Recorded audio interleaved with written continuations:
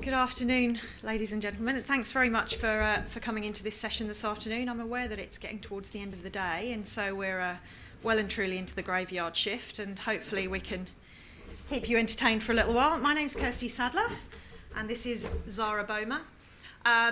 We're from the Litmus group, and we're going to talk to you a little bit about our approach to working with organisations who are trying to transform their organisation. And for the Litmus group, SFIA really sits at the heart of that and works right the way through from, we work with organisations right the way through from trying to helping them design their strategy, through to what that looks like functionally for them, right the way through to designing their organisation, their structures, and of course SFIA is really where that sits, and then through to transitioning a workforce into new ways of working and how to use SFIA in that context as well. So we're going to do things a little bit differently. I'm going to talk for a little bit, and then when I can see that you're well and truly fed up with me talking, I'll be handing over to Zara, who will take over for me. Thanks, Zara. Okay, so today we're really focusing on a case study. We're going to talk to you about one of our clients and the experience we've had in working with them. But just as an introduction, really what we've found as a group working with some traditional IT organisations over the last few years is that a lot of those traditional functions have really struggled to keep pace with technology. And because of that, they've struggled to retain the right competencies or even change some of the competencies that they need in order to meet business need. They've struggled to really demonstrate to business stakeholders that they add value to the organisation, and a lot of the times they're still seen as an organisation that's just there to keep the lights on. And really what we've tried to work with them through is how to build up that, build up their presence again with the business and build up that confidence. So through the lens of a case study, we're going to look at a transformation journey for one of our clients. Right the way through, this was an energy and utilities business, so a business that had been around for quite a while and who had staff who had been with them from 4 years right the way through to 40 years. And we're looking at really changing the way they delivered their services to the business. So the presentation really highlights how we use the SFIA competencies and the tools and the activities we used within that to facilitate really what was quite a big change for the IT organisation at this particular company. So just a bit of background about our client. As I said, an energy and utilities company. They had about approximately 2,000 employees at the time. This was only about a year ago, of which 208 of those sat in IT, and that varied between 200 and 250 depending on their contractor base at any one time. There was very much strategic pressure from the broader business for them to lower their costs. They were seen as a very expensive function, and when we looked at some of their numbers and where some of those numbers were coming from, they were indeed actually quite an expensive function.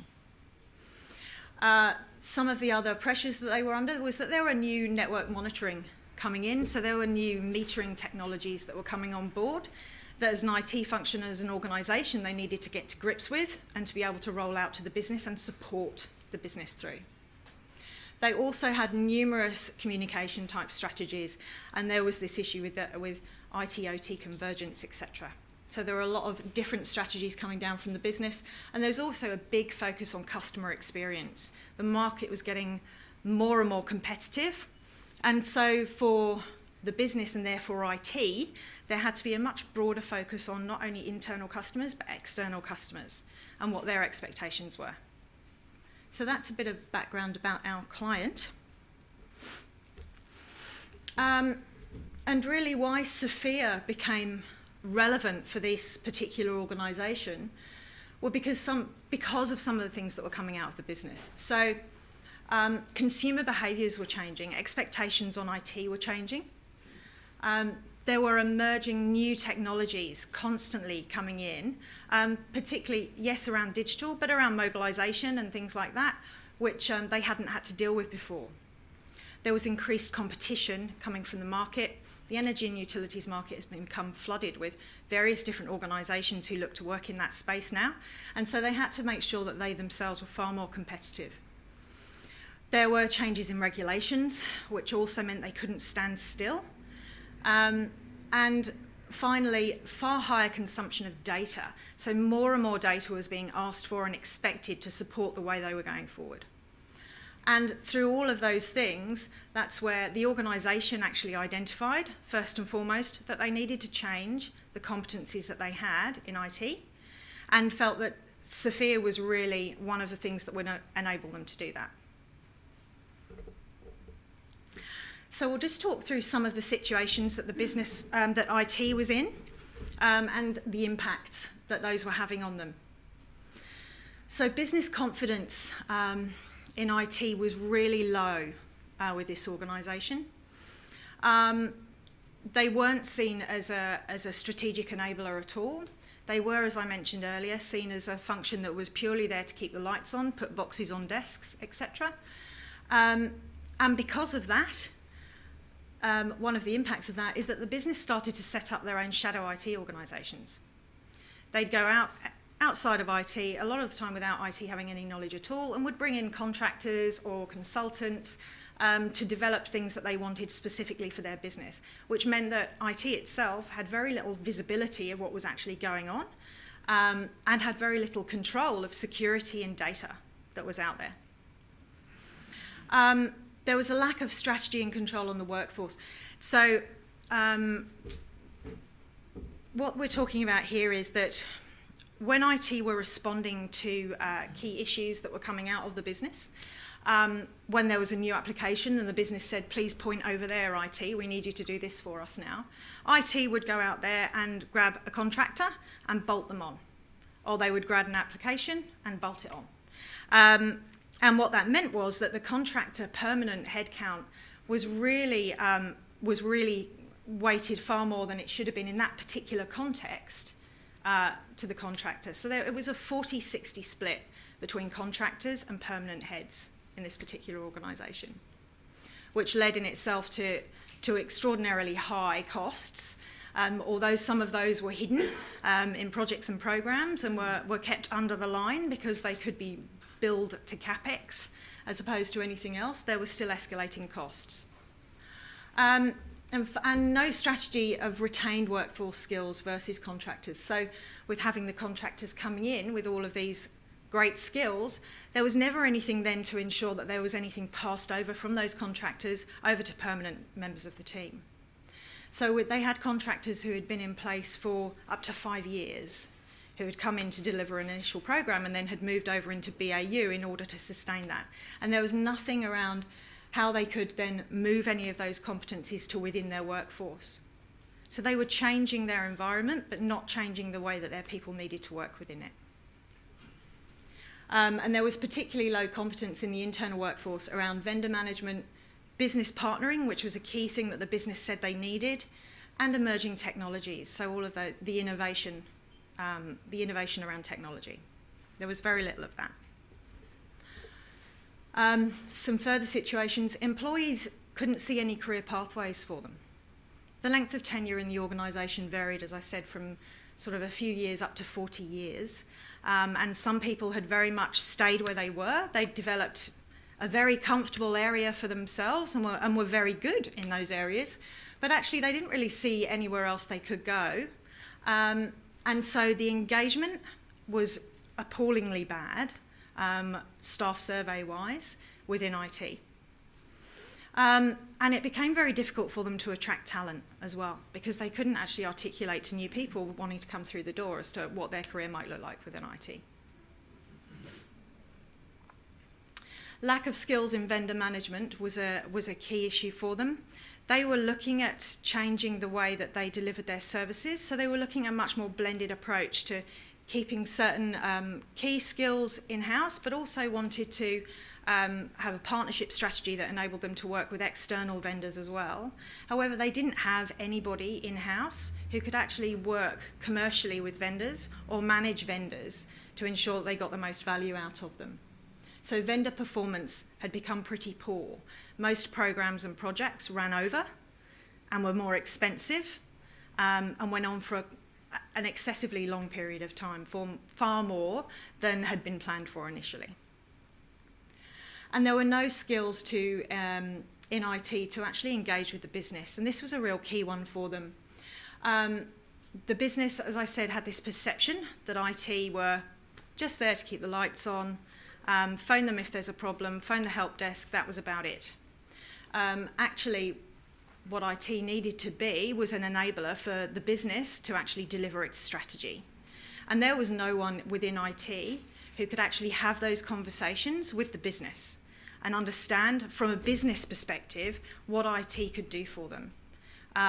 And that links through as well to those emerging technologies and some of those skills that we actually see articulated in SFIA around being engaged with stakeholders and around innovation and looking externally to your organisation. That was something they just hadn't done over the many years they'd been in business, and so they were really struggling with.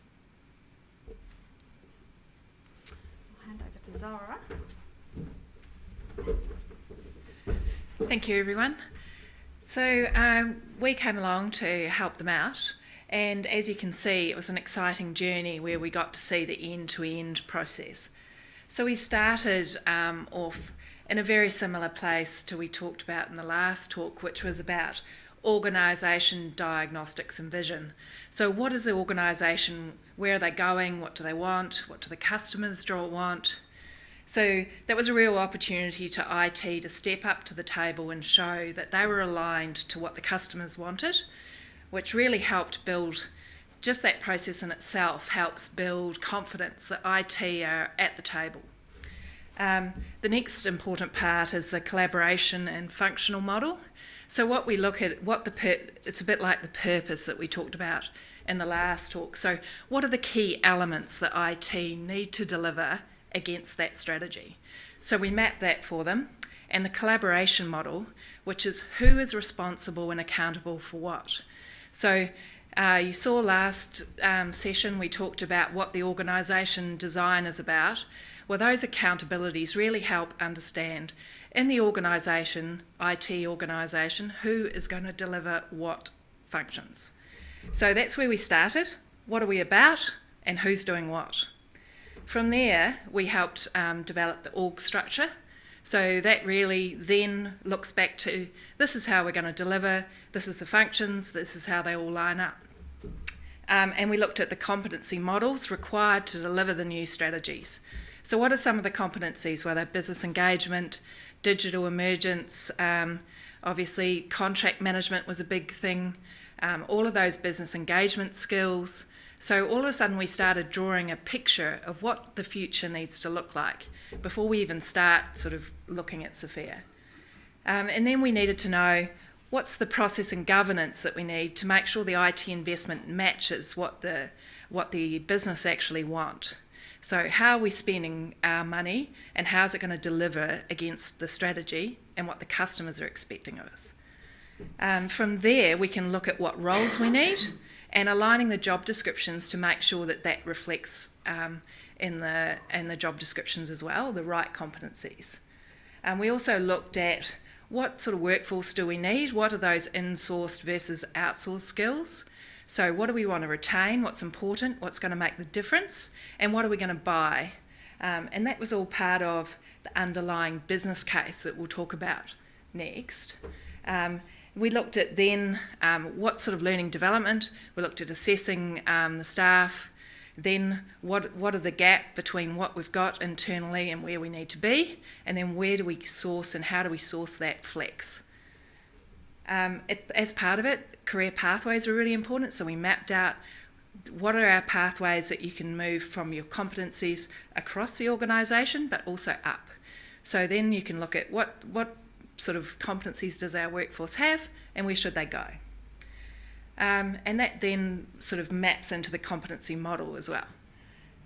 So then we helped with the transition and how to create the future and building that capability, whether it be internal or sourced. So how do we use SFIA to support this journey? So it provided a real framework for us to help identify the skills. It took all of the pain, if you like, out of making it sort of personal attack on people, because people who have been in jobs a long time, they sort of, oh, you're out, you're going to make us all redundant. It was really about having a framework where we can sit down and say, look, this is what we need for the future. Where are we today? So that's all aligned to what competencies do we need? That's the first question. We defined the new roles that weren't there already, like business engagement roles, vendor management roles, so roles and what competencies they needed underneath it. We did assessment centres focused on SFIA as well, and that was really well received. And we've talked a little bit about self-assessment tools, but this was using a multi-pronged approach and a one-on-one conversation, and then a case study, and then a group activity. So we designed those to reflect what the needs were of the business. And what we found is people felt that there was a really good opportunity to display their capabilities, and that it was really fair and transparent. So that sort of transparency between where the business is going, where IT is going, what capabilities have we got, what gaps have we got.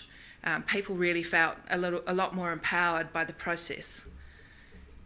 So the SFIA competencies were also used to size the roles. So how much, we heard some of that this morning, exactly what capabilities do we need, and therefore how much are we prepared to pay for that in the market. So in the market means, I guess, not only internal salaries, but also what we're prepared to pay for external capabilities. So that allowed us to build the business case for the base model of what we expect in terms of salary costs for IT. It really helped, as I said, identify those gaps, and those gaps helped decide whether we should recruit or retrain or source externally. So the competencies help define the case for change. So by that, it means that while we had a vision for what the future was, with reducing costs, this convergence of marketing, also the need for consumers wanted to know a little bit more data about the usage of, the product. So what it helped do was turn what that meant into competencies. So what are the skills we need for the future? So it really helped people understand and what it meant for them as personal impact. So they were used to define what we retained and what went out to contractors. So Kirsty talked about the large group of contractors. So I guess one of the aims of this process was to look at what sort of size contractor force do we need? And as part of that, you then need to look at, well, what's important to retain and what can we source externally? The change was also communicated using the competencies. So that's an important part that came out this morning, was how important it is to talk about and explain and use all these sessions and bring people along the journey. So SFIA was a great tool that, for communicating the change and getting it out there.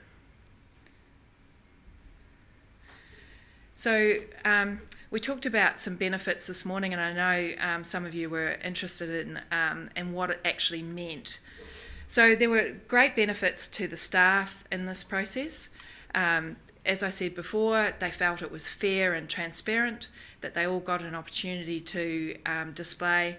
They also liked the fact that it was an opportunity to sort of spend some time on their own competencies and their career.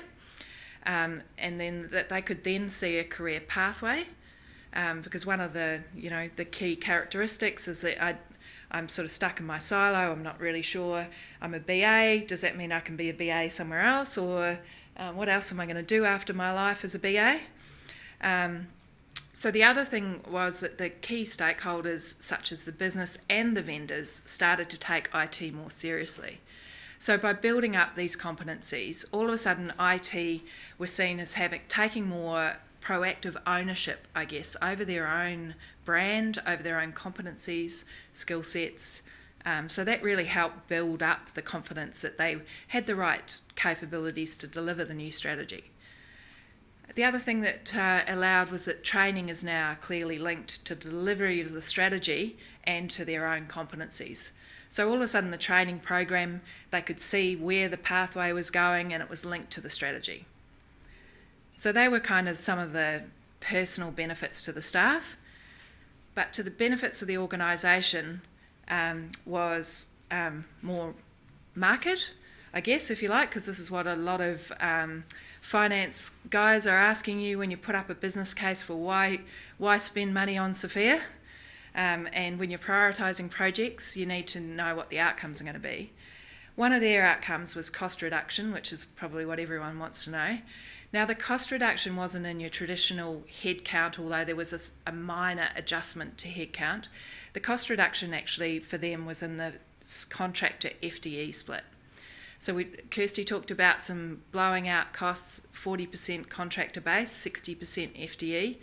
With the help of using the SFIA competencies, that changed to a 20-80 split. So all of a sudden, instead of going to the market to buy the skills that they needed for projects and other works, they actually decided to build those capabilities in-house and spend less on the flex workforce, if you like. So that drove the ratio and obviously all the costs. So the cost benefit was 20% over their over their people costs. The other thing that improved, obviously, because one of the key new roles in the world was vendor management. So vendor performance has improved and continuing to improve with that focus and dedicated roles. So that's a critical, and obviously with that vendor performance improvement comes better business engagement because they start seeing IT performing better. So the improved vendor performance has got lots of soft flow-on effects as well. The other thing is that the strategies were very closely aligned. Now it wasn't that IT was seen as a reactive overhead in the corner. They were seen as being more contributing to the future strategy. So that was definitely, and the other thing it provided was this benchmark of competencies. So not only benchmarking internally what competencies you need, but also the ability to size roles and understand what your cost base is and what the expected rate of your competencies are in the market. So that meant that they were better buyers of contracting advice and people, and they were also better. They had better benchmarks of what they should expect to spend on their own workforce. So they weren't overpaying for low competencies, basically. So it was a huge success for them and an ongoing, obviously an ongoing program of work. But I guess now I know there's a lot to cover in that whole program of work. So it'd be great if you had questions about what happened in the program or things that interest you.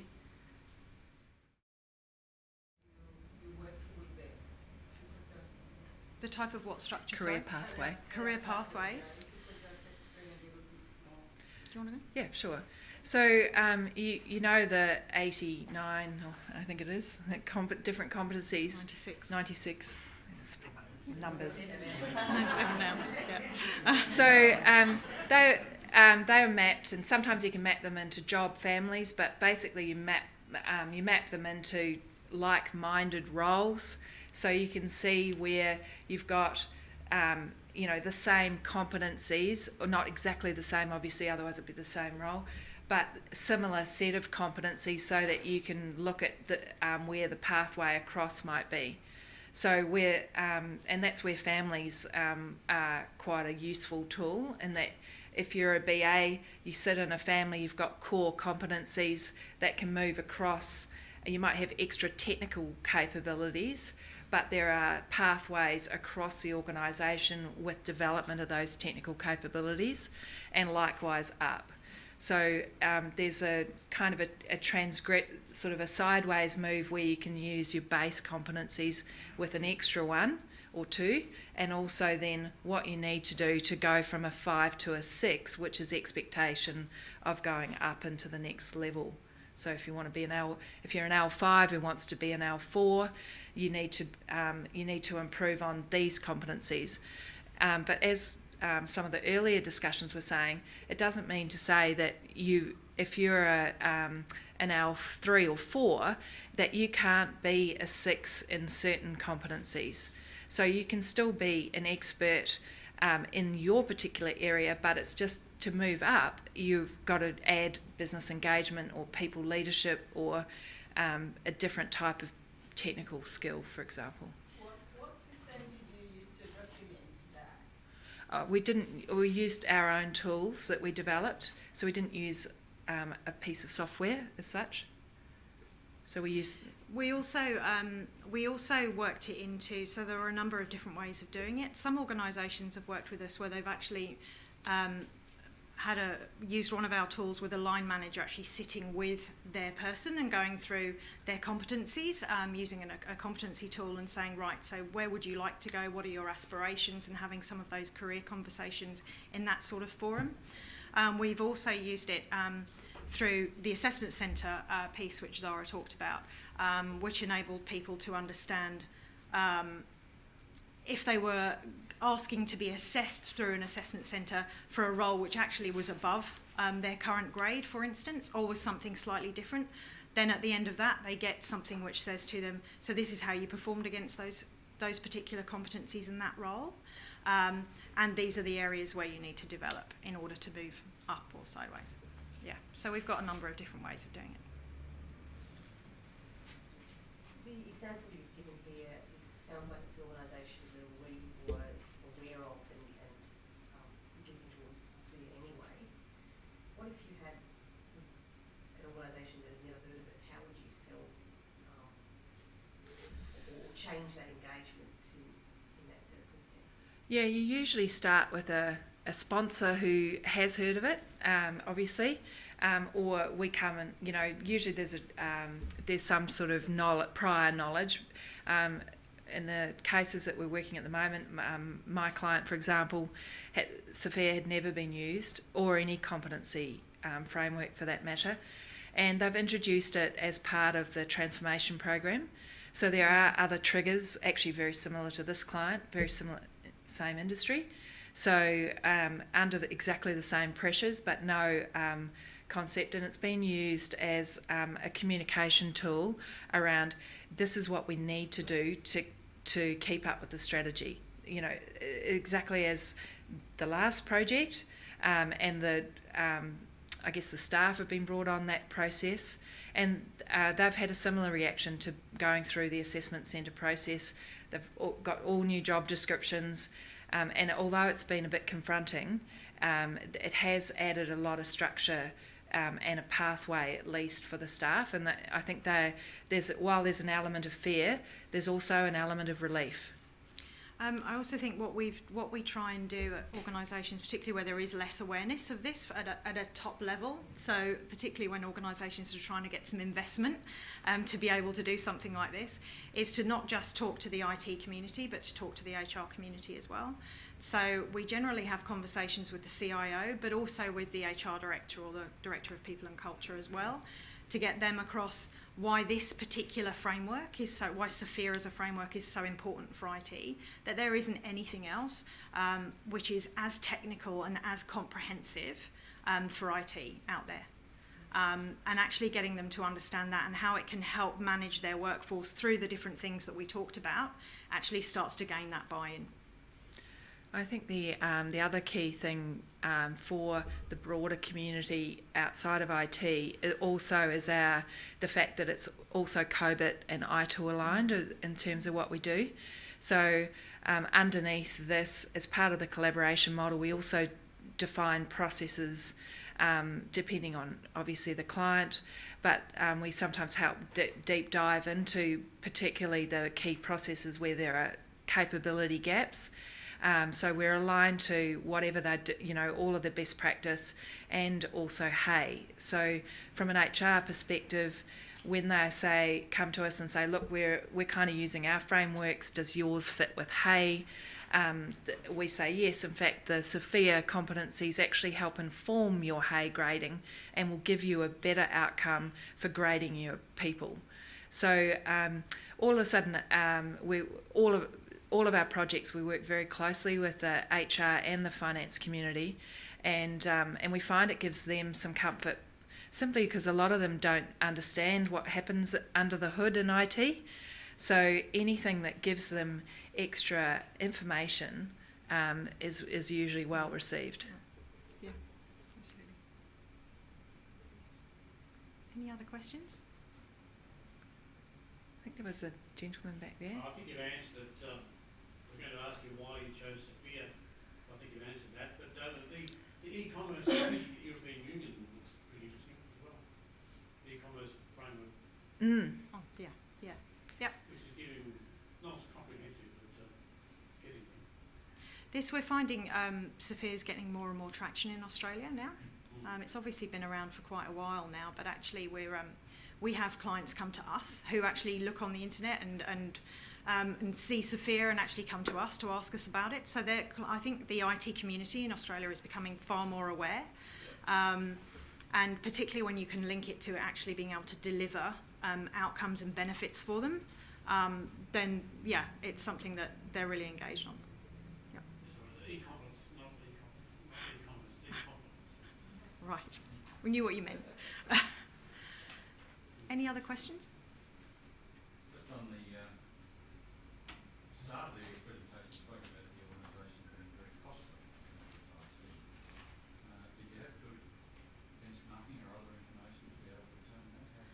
Yeah, we've got a number of different benchmarks that we use. So we've created our own database of benchmarks from a number of different organisations, as well as using some of the standard ones like Gartner, etc., around some of the costs of IT. So yes, we could tell.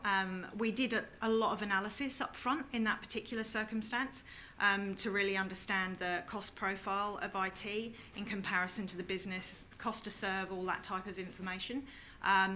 So yeah, we used a number of different benchmarks to get to where we got. And what we did was also, funny enough, this particular client that we talked about hated benchmarks. Didn't believe they applied at all to him or his organisation. So what we did was provide a range, actually, to say, well, look, in some instances the benchmark looks like this, and in some instances the benchmark looks like this, and actually you're way over here, no matter where you look. So there is clearly something there that's not quite right, and he knew it anyway. He just needed to be a little bit more persuaded. But yeah, we use a number of different benchmarks. So you've got a range of Yep. benefits from the exercise. How did the benchmarks finish up against your, the cost finish up against your benchmark? It brought them back down to within. So they came down by, the cost came down by between 18 to 20%, which took them back down.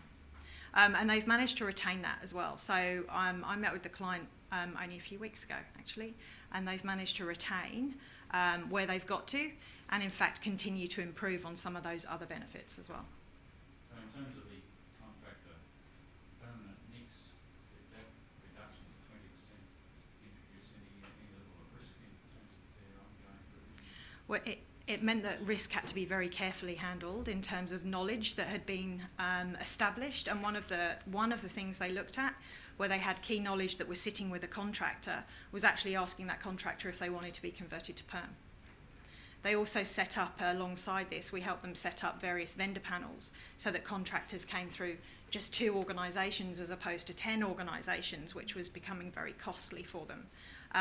So there were a number of strategies that we put in place to make sure they didn't lose knowledge when contractors left for individual programs or for key programs that had gone into BAU. That was 3 questions, that's my quota for today. Phew! Thank God. Anything else? Great. Okay. Thanks, everybody. Thank you.